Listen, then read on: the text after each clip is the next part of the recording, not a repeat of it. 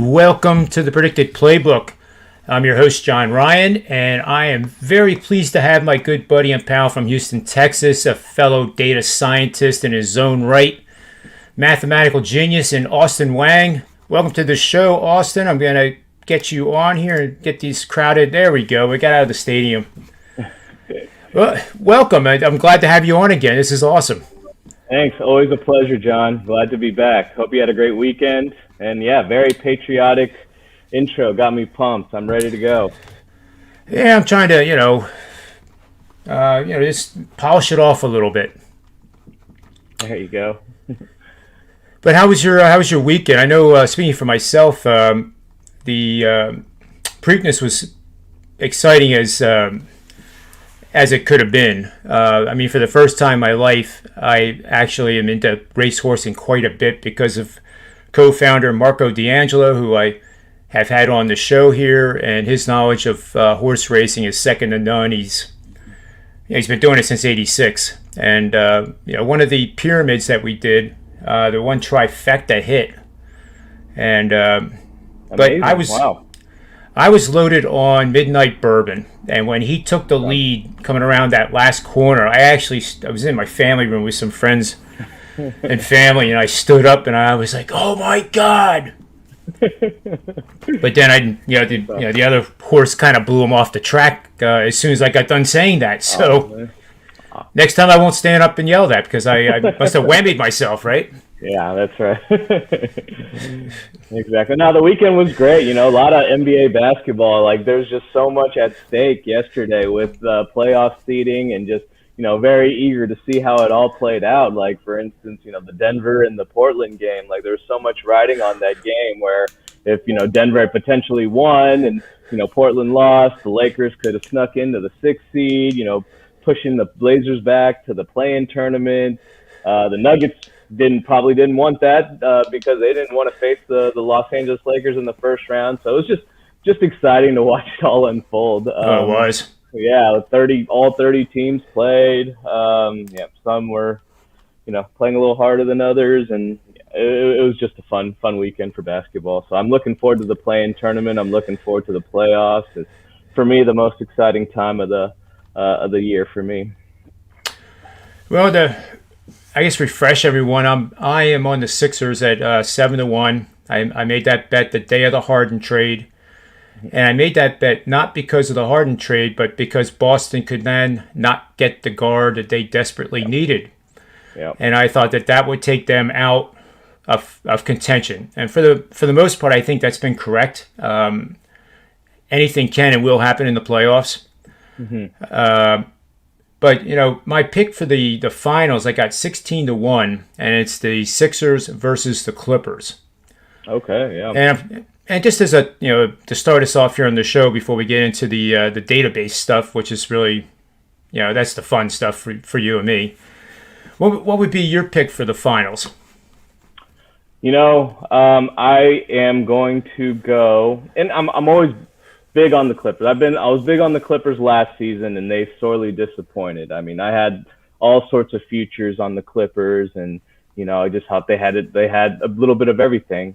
Offense, good defense with Paul George and Kawhi Leonard, and a deep squad, and they just completely disappeared during the playoffs. So it's hard to trust them going forward, but I still think when you take a look back at it and take a high-level look at the team, I still think they're the most complete team. So definitely like the Clippers. The Suns have just been so impressive, adding Chris Paul to the squad and his leadership and his ability to, take that team to the next level. I have some futures on them to win the Western Conference at plus 1,400 that nice. I thought was too good to pass up right there. So I think at the end of the day, I'm going to go with the Clippers and the Nets in the finals, with the Nets pulling away there.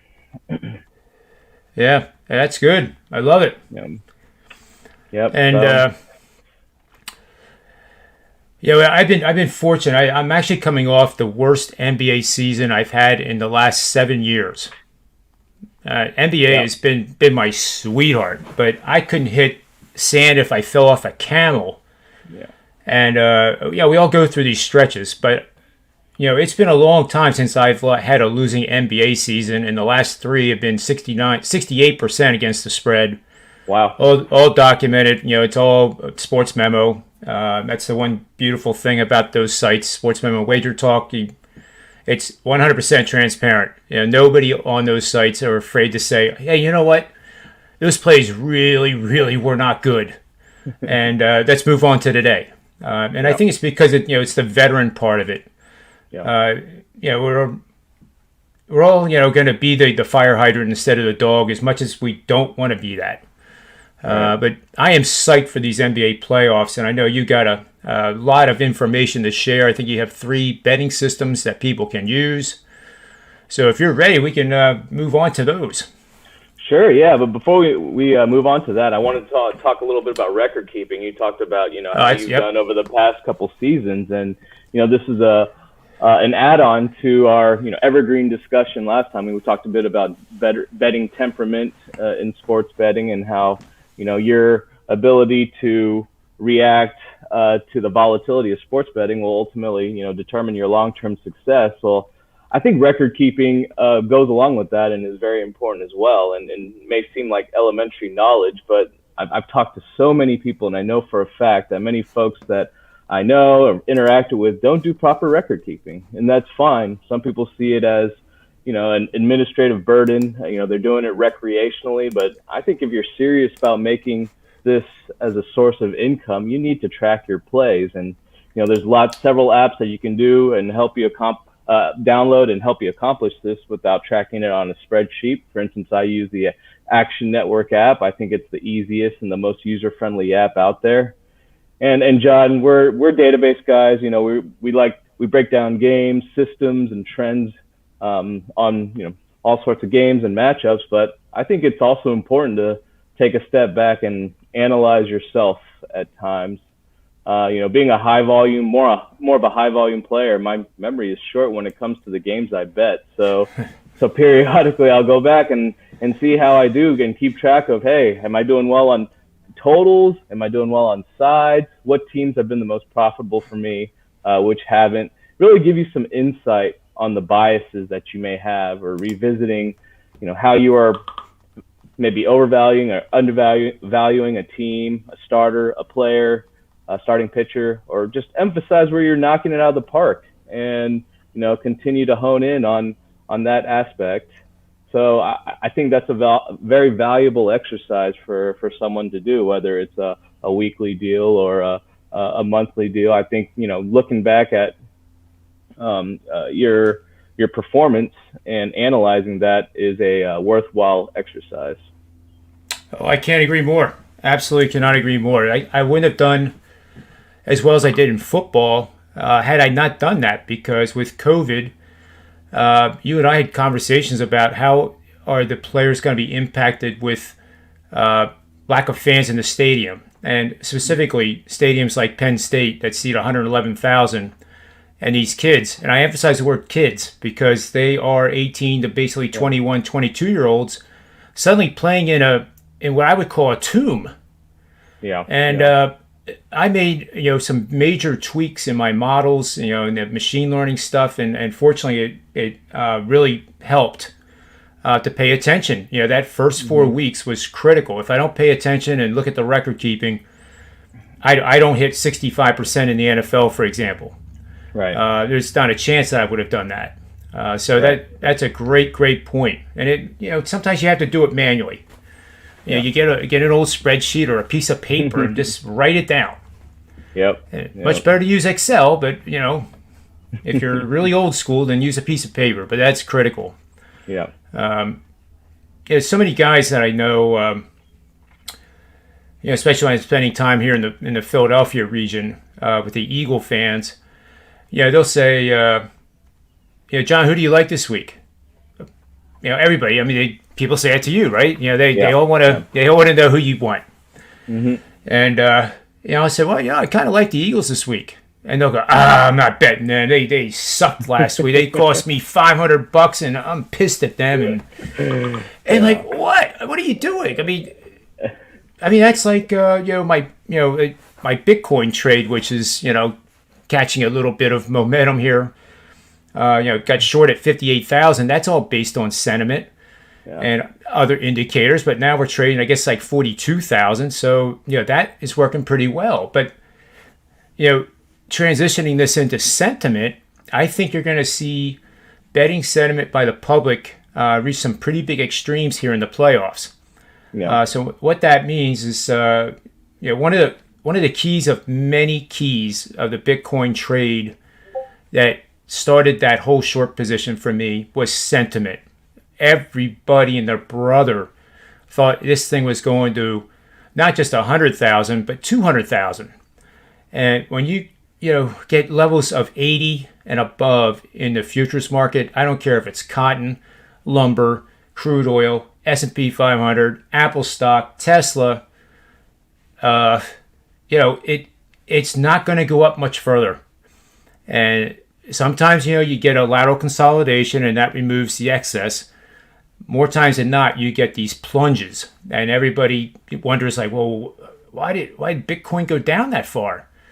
Well, I mean, I tell you right now, I'm not a rocket scientist, and Austin's a lot smarter than I am. But if you look at a chart, there's certain patterns that tell you the story. And if you pay attention to the story and not what your gut or your heart's telling you, they're easy to spot. And the same thing in sports betting. It's exactly the same. Price volatility obviously is much higher in the marketplace than the sports, especially with soccer, for example, or hockey. But NBA, which is what we're talking about today, that has the price volatility where you can do the in-game betting just like you were trading crude oil. And that's the part I love most about it. Yep. Yeah, absolutely right. Mm-hmm. So I think for one handicap that's going to be hard to do is but it's going to be fun, is the Lakers and the Warriors that start on Wednesday.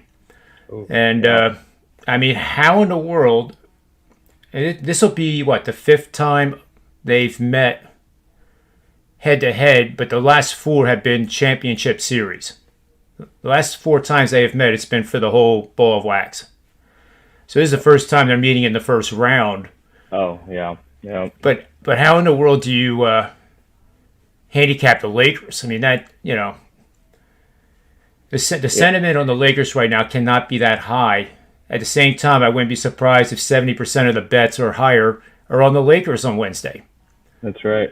Yeah, I was surprised to see it open up at -7 yesterday. I was just shocked. I mean, especially with the way the Lakers are playing and the Warriors have caught fire, and it moved quickly down to 5.5 last time I checked. But no, you're right. It's going to be a tough game to handicap. All eyes are going to be on this matchup, and even though. Yeah, it's tough. I don't have a strong opinion on either one. I feel like with two top 10 defensive teams, and I think I'm leaning towards the under, but it's hard for me to pick a side, especially with if anything, I would go with the Warriors at this point. I don't see the Lakers being good enough and deep enough to cover that large of a spread, and I anticipate the Warriors keep it close. But yeah, it's a tough one. That one is a tough one. I'm really looking forward to that game. I'll give you two trends, and then we'll get over to your stuff. The first trend is LeBron James. In the first game of a playoff series, so round 1, 2, or 3, doesn't matter, as long as it's the first game, and favored. The under is 15-8 for 65% when he has played in the game.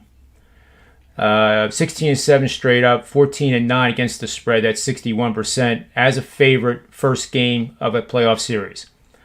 Curry, 10-3 straight up, 6-7-1 against the number, and 10-3 to the under in the first game of a series in rounds 1 and 2. So round 1 didn't have that. The sample size wasn't big enough, so I included round 2. Right. And that's what I got, 10-3 to the under in the first game of a series in rounds 1 and 2. That's what I like to hear. Yeah. So that supports your under, and that's exactly why I mentioned it. Awesome.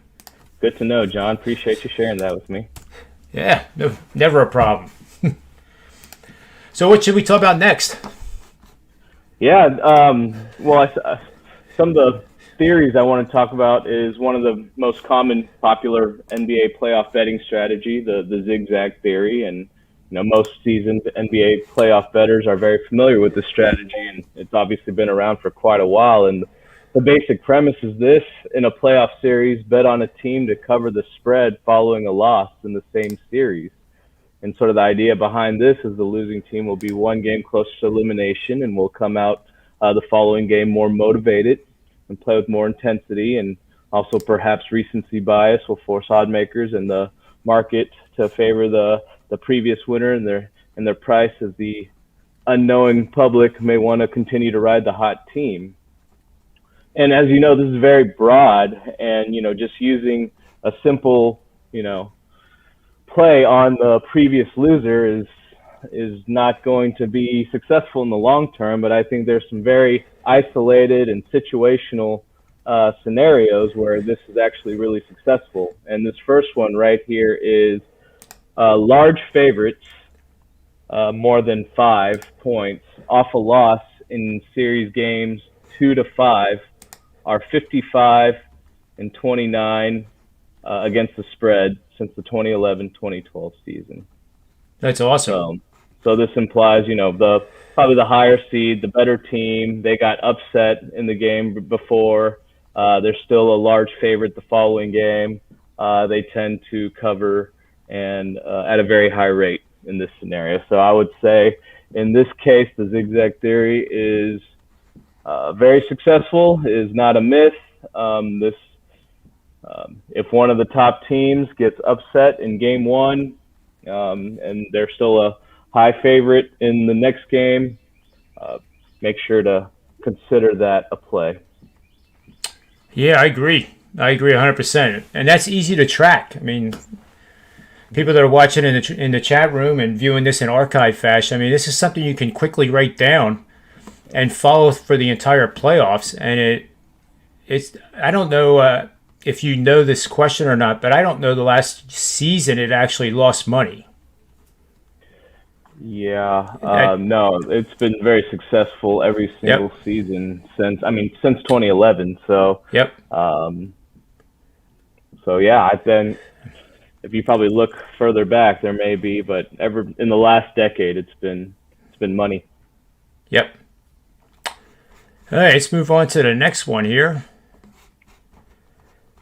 Okay, so the next one highlights a scenario where it's not successful to use the zigzag theory, and that's for underdogs of four or more off a road loss have gone 27, 50, and 2 against the spread since the 2015-2016 season. So yeah, these teams that were expected to lose, and they don't necessarily bounce back. They continue to be underdogs the following game.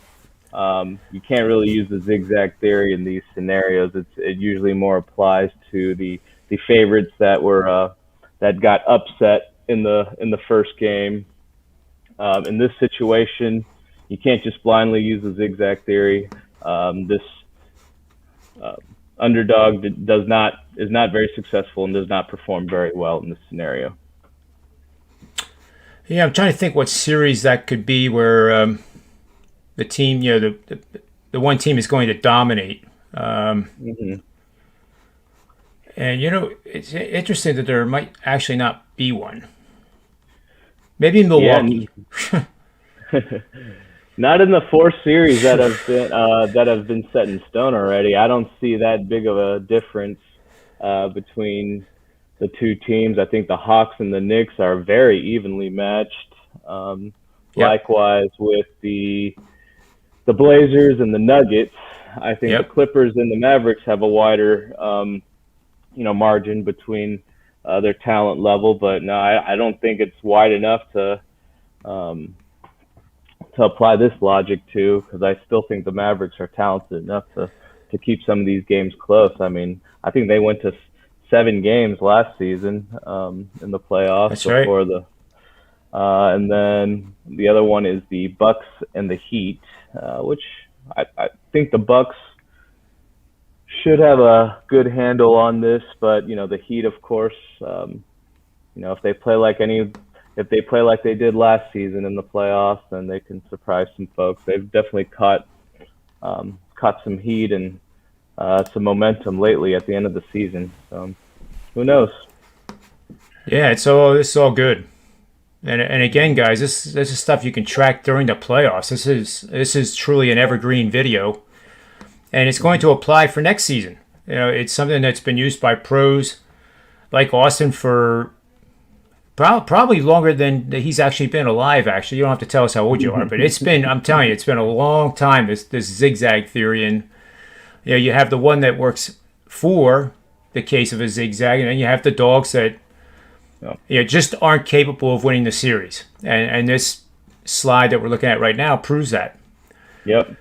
And that was my point here, to not just blindly apply the zigzag theory to all games. There's definitely different scenarios and situations where it works and some where it doesn't. So that's where using the Killer Sports SDQL database and doing some research and some analysis will help you look at the tangible data behind certain scenarios.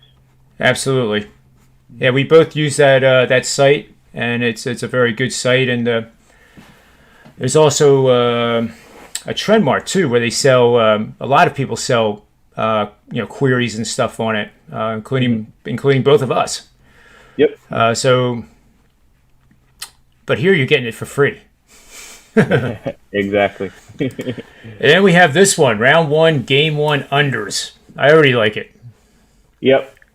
So, of course, with transition from the regular season to the playoffs, the pace slows down, the defensive intensity ramps up, so it's more conducive to unders. But there's this one scenario where I found that was especially successful with unders, and that's in round 1, game 1, where the previous matchup went over. The previous regular season matchup between the two teams went over.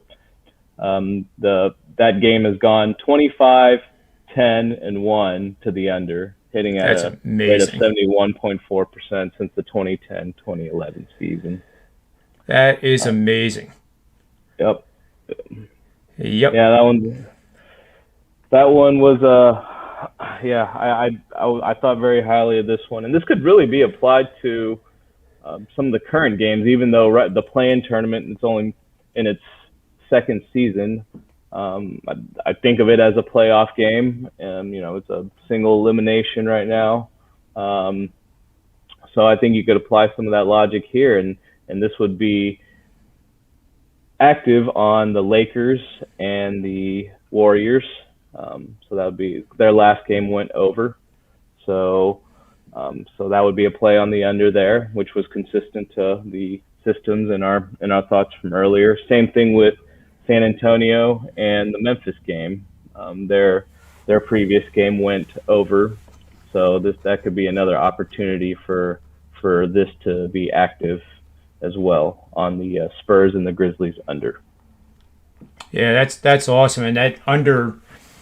There'll be a video coming out after this one where I do my NBA angle of the day, and it is betting on the under. And I'll just quickly say what it is. It's you're betting on well, actually, this is betting on the side yet. So you're betting on the favorites of 3.5 to 9.5 points. The favorite is coming off an ATS win. Both teams have winning records between 50 and 60% of the season. That's gone 84-34 for 71%, and it's 9-2 in the playoffs over the last 5 seasons. That says bet the Lakers. Awesome. And when we started the show, when I ran this morning, I looked at it. Well, if nothing else, this angle is going to promote discussion because it'll be polarizing. Because I know people will be shaking their head, especially my buddies over there at Wager Talk will be going like, "What? Wait, what?" Yeah. And by the way, the line is down to 4.5. 4.5. Yeah. Yeah. 4.5 at Westgate, 4.5 at Penny, and dropping like Bitcoin. Yeah, now you get a cheap price on the Lakers. But I hate parlays. You know that. I don't like doing them. I don't like recommending them. But I think side Lakers under I don't think you lose both of those, as I stand here right now. And I think there's more of a chance you win both of them instead of lose both of them. Yep. But there's still work to be done. It's just, as we say, this is just angles, and you have to look at the matchups. You have to look at everything. One concern I have betting the Lakers is who in the heck is going to guard Steph Curry. It can't be LeBron. It's certainly not going to be Anthony Davis. And then you go down the list. And sure, you can make cases for some of those Laker guys that maybe they can, at least have them not shoot 50% from threes. Yeah. But even if he shoots 45% from three, I think that's kind of like the pivot point. If he shoots well, like 45% or better from three, the Warriors will win. And if it's under that, then it's kind of a gray area. If he shoots 40% or under, the Lakers probably win. Yeah. But I agree. I mean, he's the X factor right there. Yep. I mean, that's just it. Just all boils down to that. Like, even when I like the under, they're two top defensive teams, but like back in my mind, I'm like, okay, what if Steph Curry just goes for one of those games where he hits 10 3-pointers and like 48 points, and that's just one of the scary things when trying to bet an under on a Warriors game is the risk of Curry just being Steph Curry and blowing up. But of course, I think the Lakers do have the defense. Yeah, you're right. They're not going to put LeBron and Anthony Davis on them, but they'll hopefully be able to limit Steph Curry and keep him to a modest line. I was just thinking, Austin, maybe what we can do for the folks following this is the three systems that we have up there. When there is an active play, perhaps we can tweet it or retweet the show so it's connected to the show what the active play is. Yeah, absolutely. I think you can have unlimited tweet. I think you can only do like one or two quoted tweets. Mm-hmm. But we could reference the show and tag each other and do it that way too. Because I think if people follow these three over the course of the NBA season, there's never a guarantee, but based on the historical performance of these things, it stands to reason that they're going to do well again. And I have this is my gut, and it's not the machine stuff, but I think there's going to be a lot more unders in this first 2 weeks, just for starters, if not for the whole NBA playoffs. We saw that in the college tournament, where unders were just winning wildly, and then Final Four, Elite Eight, they evened out, and then the Final Four was a little bit different. But it's logical to me that these playing games would play closer to the vest because you don't want to get down 10. You want to stay in the game till that last 6 minutes, and then be able to have a chance to win. I mean, it's one and done for 9 and 10. But I do think my in-game probably will be in effect, meaning that let's take the Lakers and the Warriors. That is a game that probably will see 10-0 runs, and what we mean by that is the opponent or the Golden State or the Lakers will rip off 10 in a row without the opponent scoring one. Now, if you like the Lakers and that happens and Golden State goes on a 10-0 run, you really want to take a serious look at the in-game live line and bet the Lakers. So what I've been doing is anywhere from 25 to 50% pre-flop, and then adding incremental bets based on that strategy. And only for the first half. You don't want to do anything in the second half because you don't have enough time. There's not enough time to get the volatility to work in your favor. The first half, you have all that time left. It's like I referenced my Eagle fans, right? So Eagles are playing, let's say they're playing the Giants. The Eagles are favored by 6.5 at home over the Giants. And this is all hypothetical. Mm-hmm. But the Giants get off to a 10-0 lead. What has changed? It's like what I remember Warren Buffett teaching us that, it doesn't matter what the price of the stock is, it's the story. Like, it doesn't matter if you bought Apple at $10 a share and now it's at 1,000. It's your sell decision is based on the story that is now. Like, does this story for Apple make sense now? Does the story for the Lakers make sense when they're behind? Does it make sense for the Eagles down 10-0 at home? And the reaction you would get, as you know, would be like, "Wow, they screwed me again." But that's the golden opportunity, because if you liked them before the game started, you should like them equally as well when they're down 10-0 and take advantage of it. Yeah. So that's my 2 cents worth.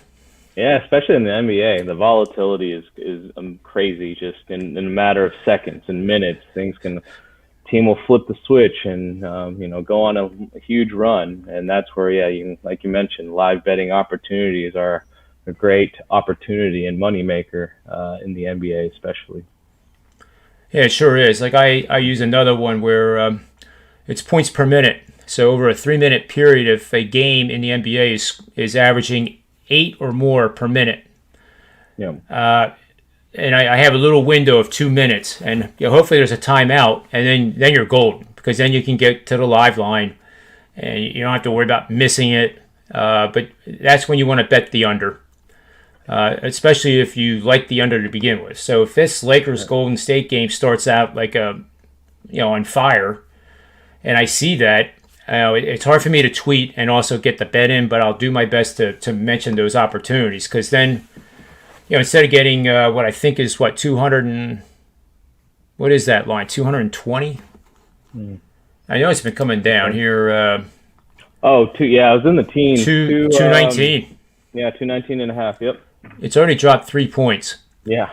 So if you get one of those runs of 8 points per minute in the first quarter, you're going to see 226, 227 easily.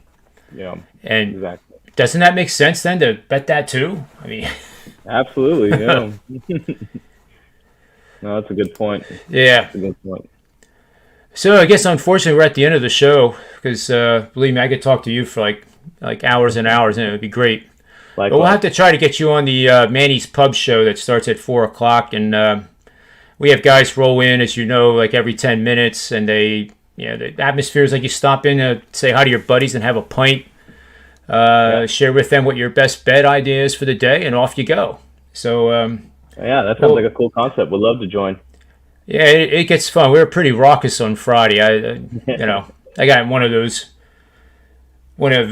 moods. My dry humor, just came off the right way, I guess. But with Tony Finn, I can't help but to be funny, because he's one of the funniest guys I've ever known in my life. I mean, you guys are entertaining. I've checked out some of y'all's shows. It's great stuff. I appreciate you saying that.